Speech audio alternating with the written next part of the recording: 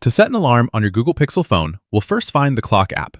Swipe up from the home screen and then locate the icon, or just use the search.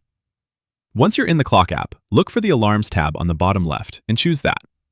My phone is giving me a notification saying alarm notifications are off and I need to allow them for my alarms to work properly. So we'll go ahead and enable the notifications. You might not get this error, but if you do, go ahead and allow notifications and then return back to the Clock app.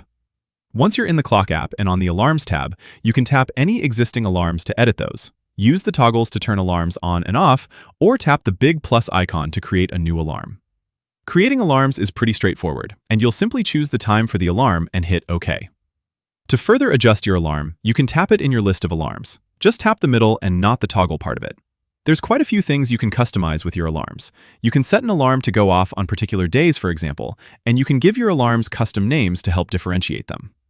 Besides choosing built-in alarm sounds, you can also link the alarm to your Spotify, YouTube Music, Calm app, or Pandora, and choose a playlist that's going to play when the alarm goes off. I could, for example, tap Spotify, then point to any playlist I've saved, and after this, the alarm is going to play music from this playlist every time it goes off. You can also toggle vibration on or off, include a weather forecast as a part of your alarm, and the Routines option allows you to add a sort of a daily routine after you've dismissed your alarm. Stuff like having the Google Assistant give you the weather forecast, read your calendar events for the day, check the commute time, and even adjust lights and thermostat if you have smart home devices connected. But of course, this is all optional, and you can skip it if you don't want it.